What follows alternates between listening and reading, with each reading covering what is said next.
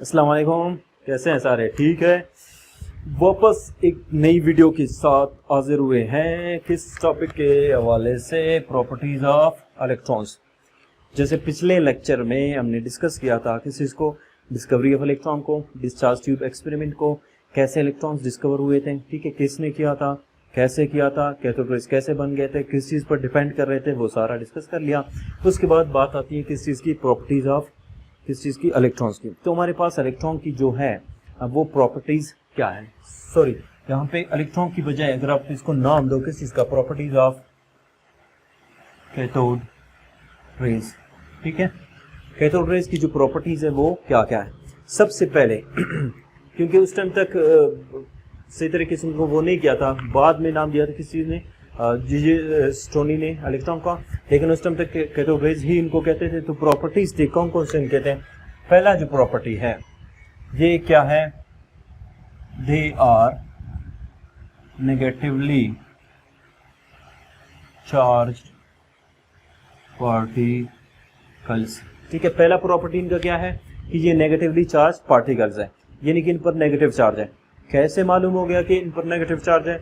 अच्छा, यहाँ पे एक और पॉइंट मैं लिखवा देता हूँ, फिर हम लोग इसको डिस्कस करते हैं कि कैसे पता चल गया। दूसरा प्रॉपर्टी क्या है, दे शो डिफ्लेक्शन इन क्या, मैग्नेटिक प्लस इलेक्ट्रिक फील्ड, ठीक है। दूसरा प्रॉपर्टी क्या है, जो हमारे पास कैथोड रेज है वो शो करते हैं deflection in electric and magnetic field, ठीक है। यहाँ पे याद रखो, एक आपके पास क्या है, मैग्नेटिक फील्ड है, और एक क्या है, इलेक्ट्रिक फील्ड है। इलेक्ट्रिक फील्ड भी किस चीज का कंसेप्ट है, पॉजिटिव नेगेटिव का। मैग्नेटिक फील्ड की बात करेंगे नॉर्थ एंड साउथ की, ठीक है। अच्छा, कैसे मालूम किया गया कि इन पर नेगेटिव चार्ज है? याद रखो, आपके पास कोई कंपाउंड जिस पर क्या है, पॉजिटिव या नेगेटिव चार्ज नहीं है, न्यूट्रल है, वो इलेक्ट्रिक फील्ड में क्या करता है, वो कोई डिफ्लेक्शन शो नहीं करता है। अगर कोई चीज डिफ्लेक्शन शो कर रहा है या मैग्नेटिक फील्ड में डिफ्लेक्शन, सपोज क्या है, मैग्नेटिक फील्ड में भी न्यूट्रल बॉडीज क्या करते हैं, डिफ्लेक्शन शो नहीं करते। अगर कोई बॉडी मैग्नेटिक फील्ड में डिफ्लेक्शन शो कर रहा है, चाहे वो नॉर्थ की तरफ जा रहा है या साउथ की तरफ जा रहा है, इसका मतलब उस पर कोई चार्ज लाजमी है, ठीक है। न्यूट्रल बॉडीज वो क्या करते हैं, डायरेक्टली ट्रेवल करते हैं स्ट्रेट लाइन में, ठीक है, जैसे न्यूट्रॉन है। लेकिन ये डिफ्लेक्शन शो कर रहा था मैग्नेटिक फील्ड में, तो इसका मतलब क्या था, उस पर लाजमी चार्ज है। फिर चार्ज को कंफर्म करने के लिए कि इस पर क्या है, पॉजिटिव है या नेगेटिव है, उसको कंफर्म करने के लिए इसको इलेक्ट्रिक फील्ड के अंदर क्या किया गया, ऑब्जर्व किया गया। इलेक्ट्रिक फील्ड में जब देखा गया कि जो रेज हैं जो कहाँ से पैदा हो रहे हैं, कैथोड से, वो जब क्या करते हैं, इमिट हो रहे हैं। यहाँ पे क्या है, फॉर एग्जाम्पल पॉजिटिव प्लेट है, यहाँ पे नेगेटिव है, इलेक्ट्रिक फील्ड है आपके पास, तो ये किस तरफ क्या हो गया, डिफ्लेक्ट हो गए पॉजिटिव की तरफ। बाद में क्या किया गया, इसको नेगेटिव बना गया, इसको पॉजिटिव, तो ये किस तरफ आ गए, पॉजिटिव की तरफ। तो इससे कंफर्म हो गया कि इन पार्टिकल्स पर, इन कैथोड रेज पर कौन सा चार्ज है, नेगेटिव चार्ज है। यहां तक हो गया। थर्ड प्रॉपर्टी, दूसरा तो हो गया। थर्ड प्रॉपर्टी क्या है कि दे आर पार्टिकल्स, ये क्या है, पार्टिकल्स है, एंड इसको एंड हैव काइनेटिक एनर्जी। ये क्या है, एक तो पार्टिकल्स है और इनकी साथ साथ क्या है, काइनेटिक एनर्जी भी है, ठीक है। काइनेटिक एनर्जी इनकी क्यों है, कैसे है, इसको भी देख लेते हैं। इसके लिए क्या एक्सपेरिमेंट किया गया, वापस इसी तरह का एक एक्सपेरिमेंट, कैसे, वही डिस्चार्ज ट्यूब हम लोगों ने पढ़ लिया है कि कैथोड रेज से क्या होते हैं, कैथोड से रेज निकलते हैं, ठीक है। ये रेज फॉर एग्जाम्पल यहाँ से निकल गए, इनके बीच में उन लोगों ने क्या कर लिया, एक छोटा सा पिन पैडल व्हील लगा दिया।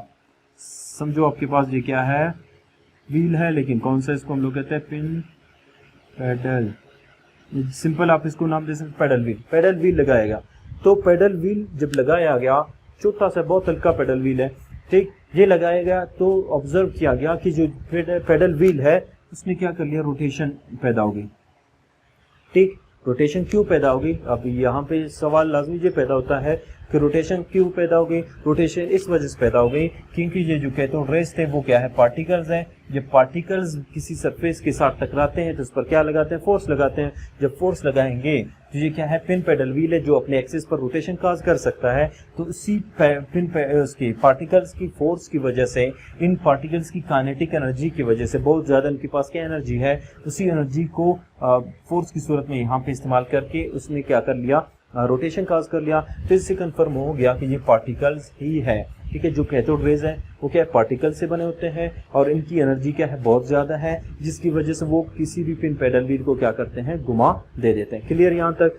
चौथा प्रॉपर्टी क्या है,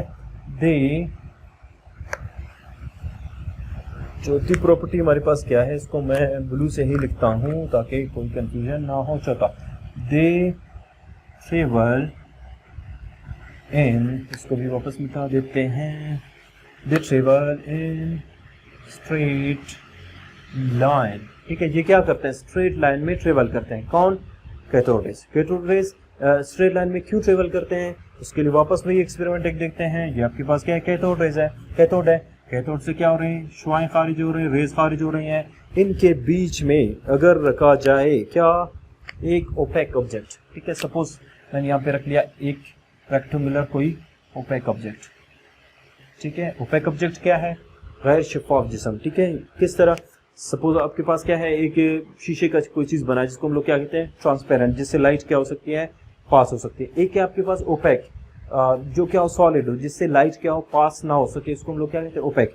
याद रखो, लाइट की जो प्रॉपर्टी है, रोशनी की, उसकी प्रॉपर्टी क्या है कि वो गैर शफाफ चीज़ों से पास नहीं होती। जैसे ही उस गैर शफाफ चीज़ से वो टकराती है तो बैक साइड पर इसका क्या बनता है, शेडो बनता है। तो जब देखा गया कैथोड रेज के बीच में जब रखा गया क्या, ओपेक ऑब्जेक्ट, तो बैक साइड पर क्या बन गया, इसका शेडो बन गया।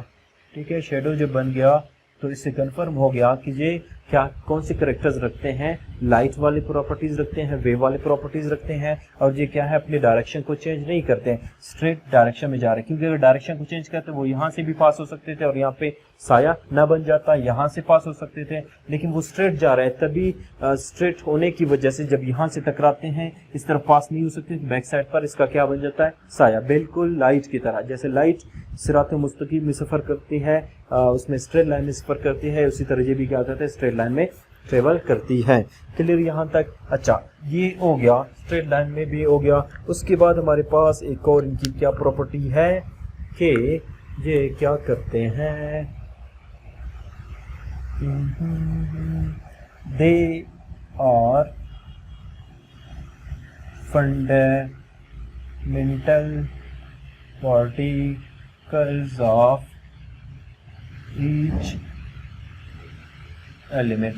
ठीक है, ये हर एलिमेंट का क्या है, फंडामेंटल पार्टिकल्स है, ये बुनियादी उनके जर्रा है जो क्या हर एक में सेम है, चेंज नहीं होते। पढ़ा था हम लोगों ने कि जे थॉमसन ने क्या किया, जब गैस को चेंज कर लिया, मुख्तलिफ गैस डालते गए, मुख्तलिफ किस्म के एयर डालते गए, उससे कोई फर्क नहीं पड़ा।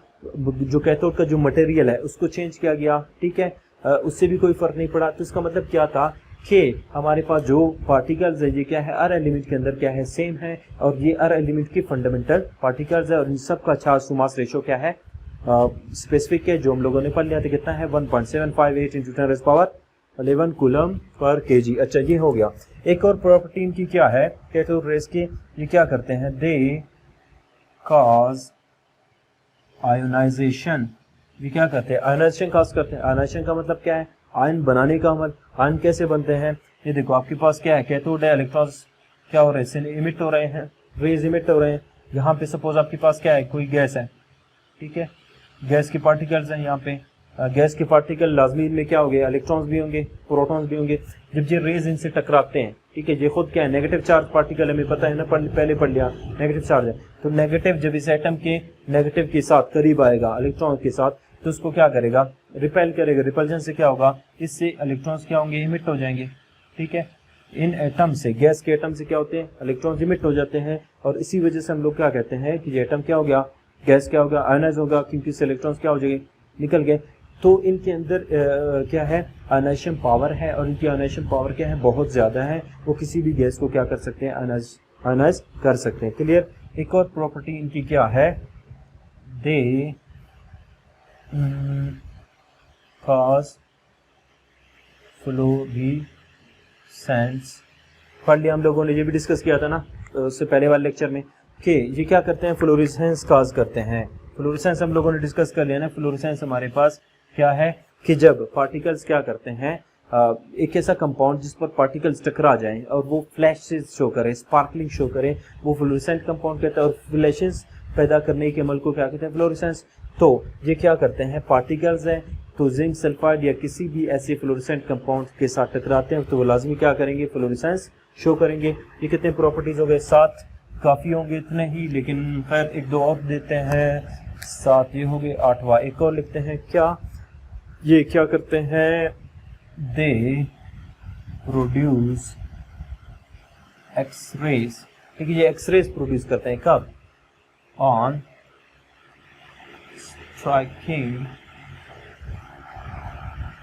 With heavy metals. ठीक है, जो आपके पास जो भारी मेटल्स है, ज़्यादा वेट वाले, ज़्यादा एटॉमिक मास वाले मेटल्स, उनके साथ जब कैथोड रेज क्या करते हैं, टकराते हैं, तो वहाँ से क्या होते हैं, कुछ अननोन किस्म के एक्स रेज क्या होते हैं। एक्स रेज का मतलब क्या है, अननोन रेज क्या होते हैं, प्रोड्यूस होते हैं।